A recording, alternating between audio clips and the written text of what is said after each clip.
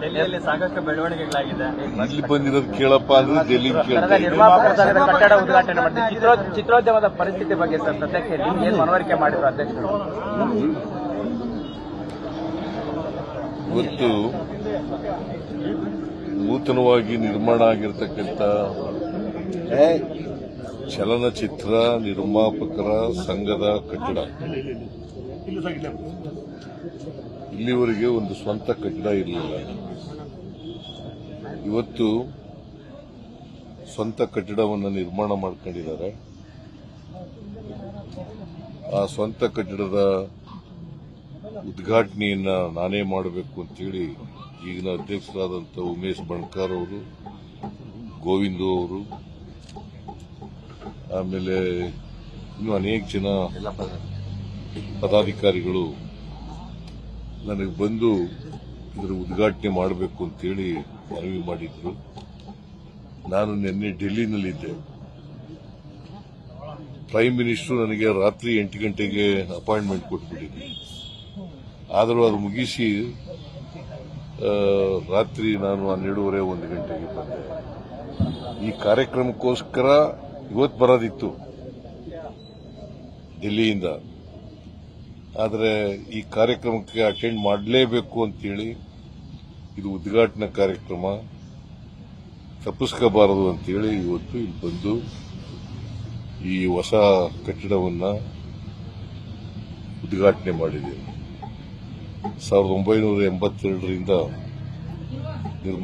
ಕನ್ನಡ ಚಲನಚಿತ್ರ ನಿರ್ಮಾಪಕರ ಸಂಘದವರು ಅನೇಕ ಚಟುವಟಿಕೆಗಳಲ್ಲಿ ಭಾಗವಹಿಸಿ ಇವತ್ತು ಬಹಳ ಕಷ್ಟದ ದಿನಗಳಿದ್ರೂ ಕೂಡ ಚಲನಚಿತ್ರ ನಿರ್ಮಾಣಗಳನ್ನು ಮಾಡ್ತಾ ಇದ್ದಾರೆ.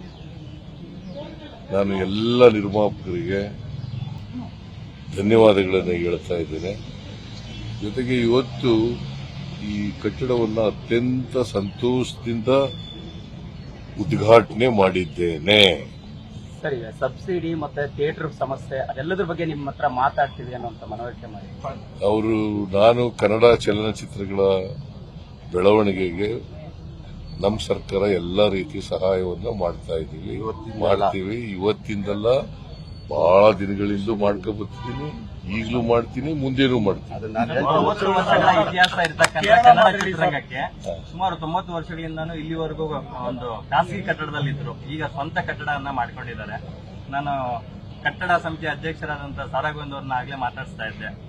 ವಾರ್ತಾ ಇಲಾಖೆಯಿಂದ ಆಗ್ಲಿ ಅಥವಾ ಚಲನಚಿತ್ರ ಅಕಾಡೆಮಿಯಿಂದ ಆದ್ರೆ ಏನಾದ್ರು ಆರ್ಥಿಕ ಸಹಾಯ ಮಾಡಿದ್ದಾರೆ? ಅವರು ಆರ್ಥಿಕ ಸಹಾಯ ಕೇಳೇ ಇರಲಿಲ್ಲ, ಅವರೇ ಮಾಡ್ಕೊಂಡಿದ್ದಾರೆ. ಈಗ ಮುಂದೆ ಕೇಳಬಹುದು, ಬಟ್ ಸರ್ಕಾರದಿಂದ ಸಹಾಯ ಮಾಡೇ ಮಾಡ್ತೀವಿ. ಗೋವಿಂದ್ ಹೇಳಿದ್ದಾರೆ, ಬಟ್ ಇದಕ್ಕಿಂತ ಮುಂಚಿತವಾಗಿ ಕೊಡಿ ಅಂತ ಕೇಳಿರ್ಲಿಲ್ಲ. ಕೇಳಿದ್ರು ಆರ್ಥಿಕ ಸಹಾಯ ಮಾಡಿ ಅಂತ, ಬಟ್ ಸರ್ಕಾರದಿಂದ ಆರ್ಥಿಕ ಸಹಾಯ ಮಾಡೇ ಮಾಡ್ತೀವಿ. OTT ವೇದಿಕೆ ಸೃಷ್ಟಿ ಮಾಡಬೇಕು ಅಂತ ಬಹಳ ವರ್ಷ ಕೂಗಿದೆ. OTT ವೇದಿಕೆ ಕನ್ನಡದಲ್ಲಿ ಸರ್ಕಾರದಿಂದ ಹೊಸ ಬೇಡಿಕೆ, ನಾನು ಅದನ್ನು ಪರಿಶೀಲನೆ ಮಾಡಿ ಕ್ರಮ ತಗೋತೀನಿ. ಒಟ್ಟಿಗೆ ಕನ್ನಡ ಭಾಷೆಯ ಚಿತ್ರಗಳಿಗೆ ನಮ್ಮ ಸರ್ಕಾರ ಎಲ್ಲ ರೀತಿ ಪ್ರೋತ್ಸಾಹವನ್ನ ಕೊಡುತ್ತದೆ, ಎಲ್ಲ ರೀತಿಯ ಆರ್ಥಿಕ ಸಹಾಯವನ್ನ ಮಾಡ್ತದೆ.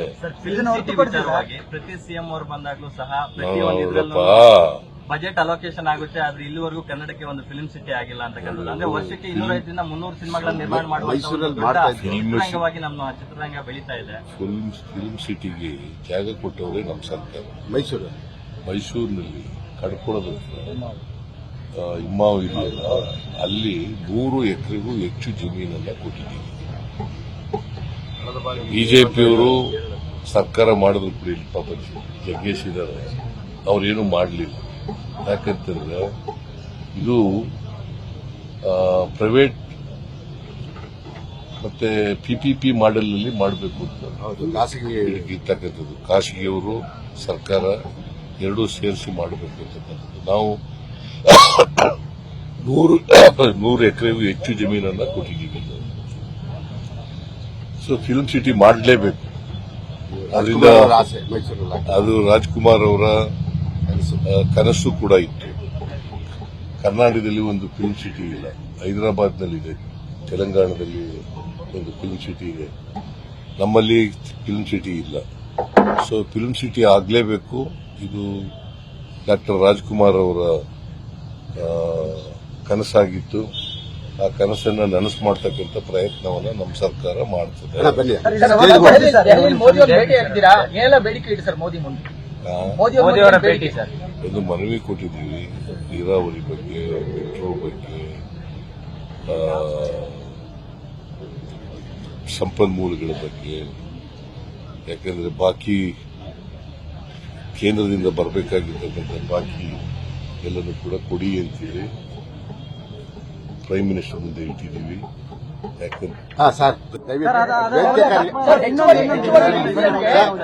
ಹೈಕಮಾಂಡ್ ಬ್ರೇಕ್ ಹಾಕಿದೆ ಅನ್ನೋ ಒಂದು ಮಾಹಿತಿ ಕೇಳಿಬರ್ತದೆ. ಹೆಚ್ಚುವರಿ ಡಿಸಿಎಂ ಸಚಿವರು ಸಹ ಶಾಸಕರು ಆಗ್ರಹ